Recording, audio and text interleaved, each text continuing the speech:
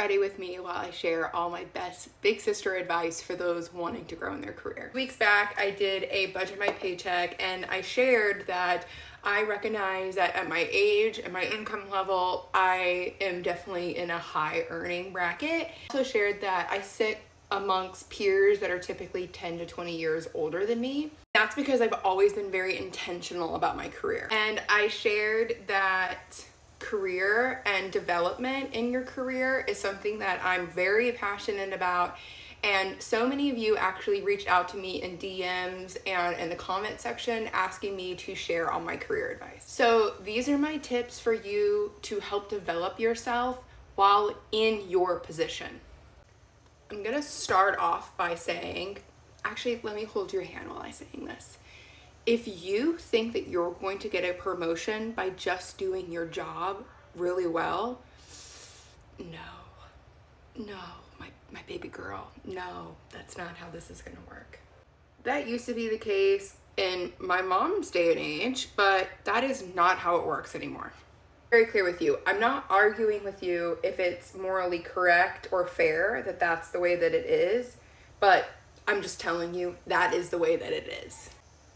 One of the most important things I think that you can do is finding a mentor, that's somebody that works within your corporate world. To be more specific, you don't want to ask your boss to be your mentor because you want to think about this as internal networking. I personally like to find somebody that in a leadership position that interacts with my department, but that is not in my department. How I find a mentor is like a whole nother video, and I'm happy to share about that and tell you all about it. Just let me know if you want to know more. But really, you want to make sure that you're finding a person that is well liked in your organization and that you will have some sort of interaction with. But you also want to make sure that this is a person that has ties throughout the whole organization. Because when it comes time that you want to sit for a promotion, you want not only your boss to say that you're amazing, but also your mentor to feel like they have sway in your career because of the relationship that you've developed with this person.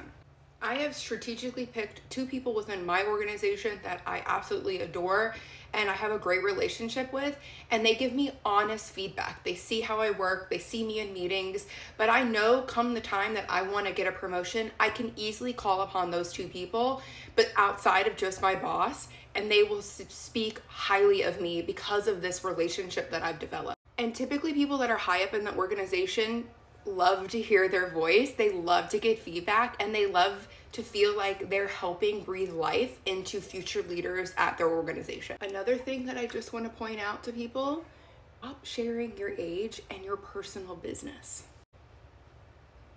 I know that that doesn't seem fair, but I never want people to feel like I don't deserve something because of my young age. When I got into my first real leadership position, I was 28 years old and I had a team of 8 people that reported to me, and a lot of them were 10 to 30 years older than me, and I would not share my age. I didn't want them to know my age because I was older than most of their children. And I never wanted them to think that they couldn't respect me because of that age. Age can naturally just be a bias, and I want to remove that by not disclosing. But if you are young and trying to grow into a leadership position, it is really important that you don't act like you're in your 20s. My first job out of college, I worked with a lot of 20-something-year-olds. A lot of them still lived with their moms and dads, and no hate to that situation, but I was just in a different stage of life, even though I was the same age as them.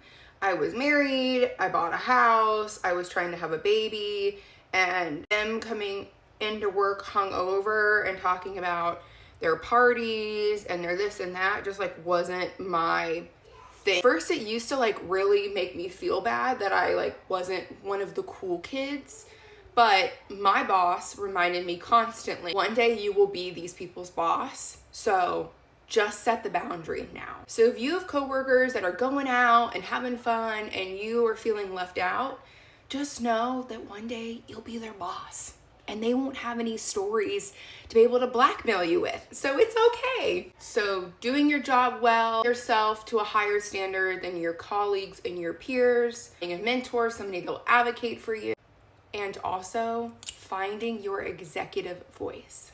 I talk about this with anybody that works for me, is how we hone in on that executive voice. Because it's not just about not telling your age when you're young, but also acting as if you were somebody very well seasoned in your career. And a lot of that comes through with tone and presentation and how you hold yourself in the business. Now, some of this just comes with maturity, but I was able to accelerate through a lot of this by expanding my education outside just college. I did a lot of coursework. I've read a lot of business books. I'm happy to go into more specifics if you are interested in learning specifically what I did to hone in on my executive voice, but it's something that I think is very important when you are thinking about growing yourself in your. I now sit in front of our CFO, our CEO, and I talk about projects that I'm working on. And people at my level are not getting those opportunities simply because of how they conduct themselves in meetings. And last but certainly not least is being willing to own your mistakes. To put this frankly, in business, we are just taking a set of facts and making the best decision that we can. There is typically no right or wrong answer. I have certainly made some mistakes along the way, and I've always owned up to them. Now, know your audience and know where you're safe to speak about it, but in my situation, I've always felt very safe with my boss. And I will say to her, hey, look, these were the facts. This is how I looked at it. And this is the decision that I made. But ultimately, in hindsight, I think I could have made a better decision.